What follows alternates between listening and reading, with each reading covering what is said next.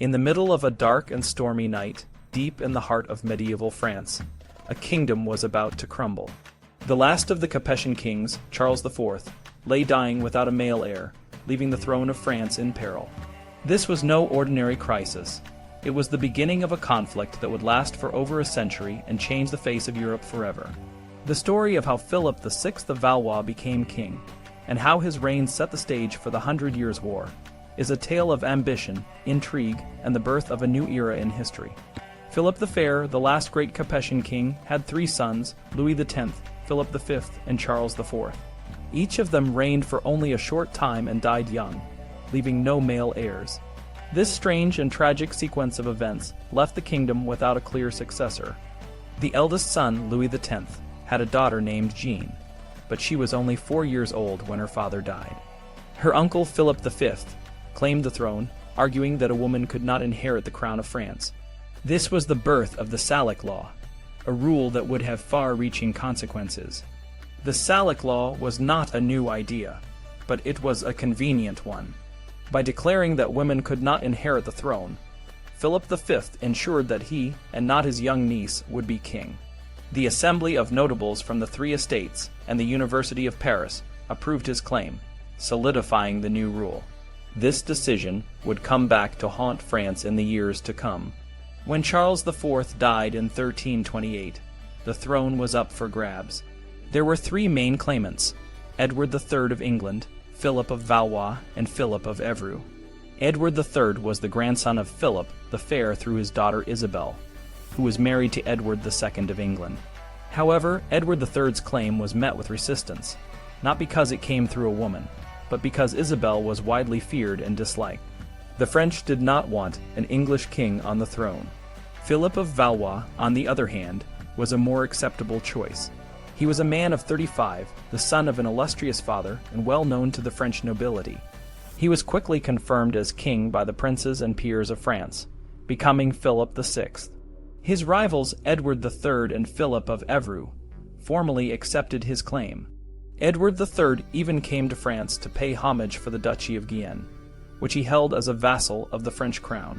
Philip of Evreux was given the kingdom of Navarre as a consolation prize and married Jean, the bypassed daughter of Louis X. Despite his new status as king, Philip VI was not entirely comfortable with his position.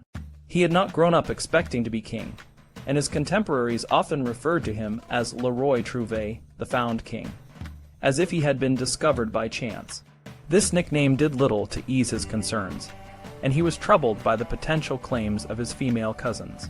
His wife, Jeanne de Bourgogne, known as the Bad Lame Queen, did not help matters. She was a malicious woman who was neither loved nor respected, though she did patronize the arts and scholars at court. Philip VI was a deeply religious man, much like his great-grandfather, St. Louis. He was particularly fascinated by the question of the beatific vision, which concerned whether the souls of the blessed saw the face of God immediately upon entering heaven, or had to wait until the day of judgment. This was a crucial issue because the intercession of the saints on behalf of humanity was believed to be effective only if they were in the presence of God. Philip VI twice summoned theologians to debate the issue before him, and became furious when the papal legate to Paris suggested that the souls of the blessed did not see God immediately. The king threatened to burn the legate like a heretic if he did not retract his statement. The Pope, John XXII, was also skeptical of the beatific vision, but a papal commission eventually decided that the souls of the blessed did indeed come face to face with the divine essence. This decision brought some peace to Philip VI's troubled mind. Philip VI's reign began well, and the kingdom prospered. The effects of famine and epidemics were fading, and the realm was recovering. Flanders, which had been a thorn in the side of the French crown, was brought back under French control. The crown's relationships with most of the great fiefs, including Flanders, Burgundy, Brittany, and the southern territories of Armagnac and Foix, were relatively stable. The only ongoing source of conflict was Guienne-Aquitaine, which the English kings held as a fief of the French crown. The English were constantly trying to expand their influence, and the French were determined to reabsorb the fief. In 1337, Philip VI declared Guienne confiscated, and Edward III immediately announced himself the rightful king of France. This was not the real reason for the war, but it provided a convenient excuse to resolve the long-standing conflict over the sovereignty of Guienne. As the conflict escalated, both sides sought allies. Philip VI arranged a marriage between Enguerrand and the 6th of Coucy and Catherine of Austria, a daughter of Duke Leopold I of Austria and a granddaughter of Amadeus V, Count of Savoy. This union was part of Philip VI's strategy to secure the loyalty of the strategically important barony of Coucy and to gain allies in the coming conflict. Marriages were a crucial aspect of medieval diplomacy. They were used to secure alliances, territories, and sovereignty. The relations between countries and rulers were often based on dynastic connections, rather than natural interests or common borders. For example, a prince of Hungary could become the heir to the throne of Naples, and an English prince could claim the throne of Castile. These intricate webs of marriage alliances created as many conflicts as they did bonds.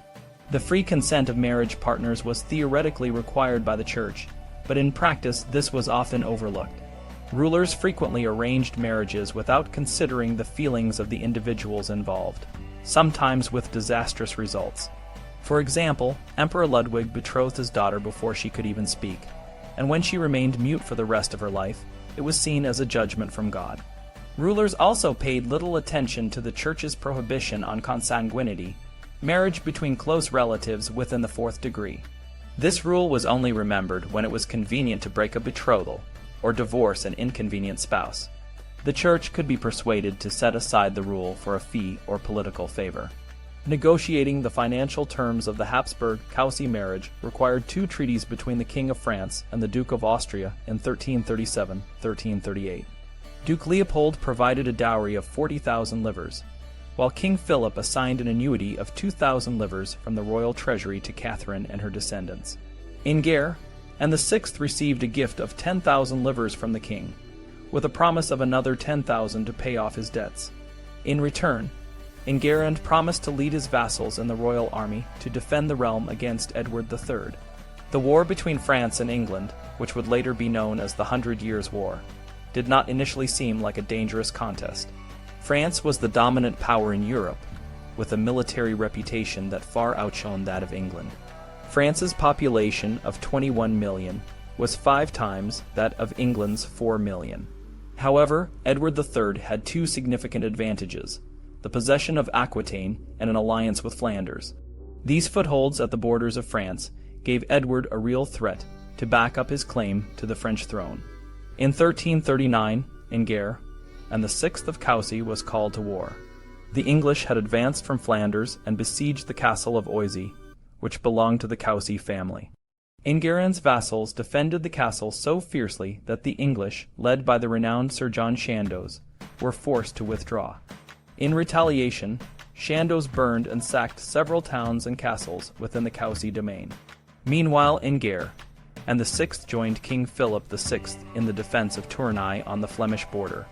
In 1340, while the campaign was ongoing, Enguerrand and the 7th, the last of the Coucy line, was born. The birth of Enguerrand and the 7th was a significant event, but it is unlikely that he received the kind of adoration and coddling that modern children often do. The medieval era was a time when children were not as central to family life as they are today. Emotions related to children are rarely depicted in medieval art or literature. The Christ child is often shown stiffly in his mother's arms, and the Virgin Mary is usually depicted as aloof. If ordinary mothers felt a warmer, more intimate emotion towards their children, it was not often expressed in the art or literature of the time. In literature, children were often portrayed as victims, dying in tragic circumstances. Women were rarely depicted as mothers, but rather as flirts, bawds, or deceitful wives. Occasionally, maternal love would break through, such as in a 14th century illustration showing a mother teaching her child to walk, or a peasant mother combing her child's hair. However, these depictions were rare, and the absence of children in medieval art and literature is striking. The high infant mortality rate of the time may have contributed to this lack of focus on children. It is estimated that 1 or 2 out of every 3 children died in infancy. This may have led to a suppression of maternal love, as the emotional investment in a young child was often unrewarding. Noble and bourgeois families who married young and employed wet nurses had more children than the poor, but even they lost many to death. Despite the challenges, some medieval writers did acknowledge the beauty of infancy and the importance of a loving upbringing. Philip of Novara, a 13th century writer, noted that God had given children 3 gifts: the ability to recognize their mother, to show joy to those who play with them, and to inspire love and tenderness in those who care for them. He advocated for a strict upbringing, believing that few children perish from excessive severity, but many from being permitted too much. As Enguerrand VII grew, he would become a symbol of the chivalric ideals of his time. The medieval world was a place of knights, tournaments, and grand quests. Chivalry was not just a code of conduct, it was a way of life. Enguerrand VII would grow up in a world where the values of honor, bravery, and loyalty were paramount. He would inherit a legacy of military glory and noble lineage, but he would also face the challenges of a kingdom at war. The 100 Years' War would drag on for generations, bringing havoc to both France and England. It would test the limits of medieval society and lead to significant changes in the way wars were fought and kingdoms were ruled. Enguerrand VII would play a role in this epic conflict, and his life would be shaped by the events of his time. In the end, the story of Philip VI, Enguerrand VII, and the 100 Years' War is a tale of how the actions of a few individuals can have far-reaching consequences. It is a reminder that history is not just a series of events, but a complex web of human decisions and emotions. The choices made by Philip VI and the other leaders of the time set the stage for a conflict that would last for over a century, shaping the future of Europe and the world.